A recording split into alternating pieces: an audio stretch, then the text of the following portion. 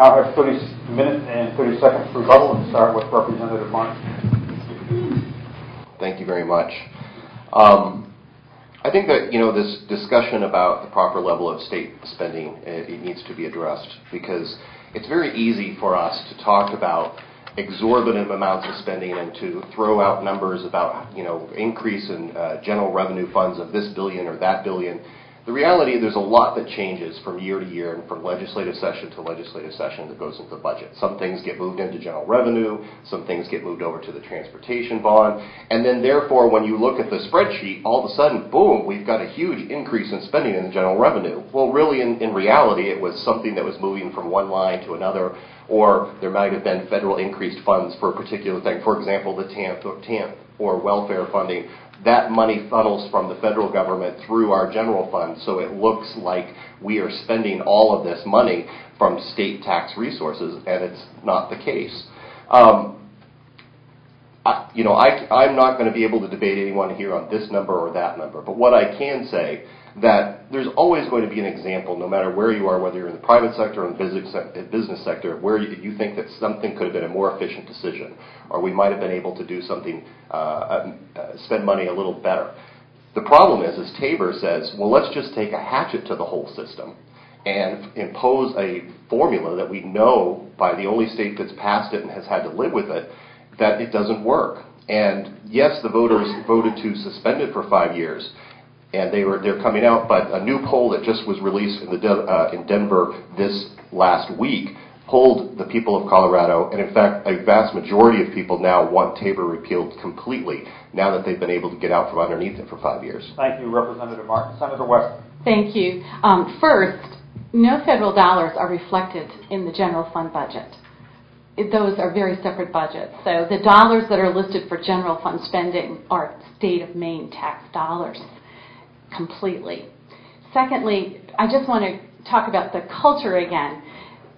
55% of education. How many years do we hear that? You promised 55%. So Maine Municipal said, we're going to hold you to your promise. That promise is a little line, a half a sentence, in a bill from many years ago. And the reason it's in there is in order to get that bill passed, they needed a few more votes. So to please a few more people to get those votes, they added the words, it is the intent of the legislature to fund it 55%. Those are the kinds of games that we as legislators get involved in, whether sometimes we like it or not. It is a culture. We lose sight. I love to come home at night and pick up my phone and talk to my constituents who've left messages, because that's when I get reconnected to the real world. The 55% was a game at the beginning, and we kept promising, and then we were held to the promise, and we still haven't kept it. Thank you. Fitz St. John. I'm really sorry that we have two legislators here who appear to be running against the legislative way of decision making.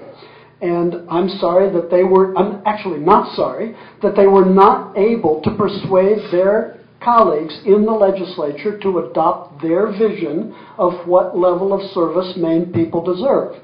The majority of the legislature, who've been elected by their constituents, chose a different path that to me seems like a reasonable path. But the way of solving that is easy, right? People of their persuasion should run against current legislators and come in with a different vision of the state. That hasn't happened yet, but it could happen, and that's the right way to do budgets rather than by soundbite in a referendum campaign. Would we rather have decisions made in our town after a difficult all-day town meeting in that small town hall, or would we rather say, never mind, you don't have to come to the meeting, you don't have to discuss the issues, you don't have to weigh the challenge of either meeting a budget need or raising property taxes. We're just going to send it out to the people who have no responsibility and no ability to read through all the different arguments and what's right on this side and that side. That's the difference between a legislative process of making a decision about a budget and a referendum process, which I just don't think is a realistic way to balance the needs of genuine needs that are presented and the hardship of raising taxes. Thank you, Kit. Steve Bowman. I'm glad Kit has time to go to town meeting. Not all of us do. I've got kids, I've got soccer practice, I've got homework. It's one day. If you don't go, you don't vote. It's not a model that works for us in the 21st century, I don't think. I mean, it's an anachronism.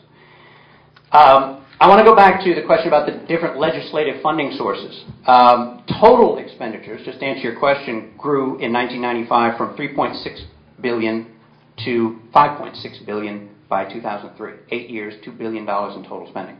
But the representative does bring up an important point about shifting money back and forth between fund lines. And this is one of the three problems with LD1. We've heard about how wonderful LD1 is. One is the LD1 caps can be evaded relatively easily. We talked about education funding. One of the things the Department of Education did as a result of the LD1 cap is they started funding Department of Education operations out of the general purpose aid account, which was immune from the LD1 caps.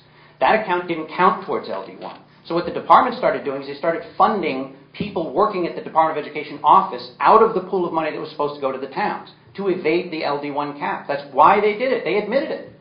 So the cap can easily be evaded, and it has been. Second, we haven't seen property tax relief. I'm going to read you a couple things from our friends at the State Planning Office. This is not from us. This is from the State Planning Office, which is run by the Baldacci administration. The bulk of this year's evidence suggests that the initial dramatic reduction in the growth of property tax commitments immediately following the introduction of LD1 in 2005 has not been sustained. That's their 2008 report. They also found $106 million in missing property tax relief. This was taking increased appropriations and subtracting out the property tax cuts that were supposed to come. The state increased appropriations $320 million, only gave people $214 million in property tax relief. Where did that other $100 million go? It vanished. And the third problem with LD1 is maybe get to that. Yep, $300 million in state tax increases. Actually, you get the next question. Oh, all right. What's the next question? And I would point out before we get to the third and final prepared question, if there is time remaining before 1:30, we'll take questions from the audience, and I'm sure our panelists will be around for a bit afterward to talk with you individually if we don't get to have questions from the group.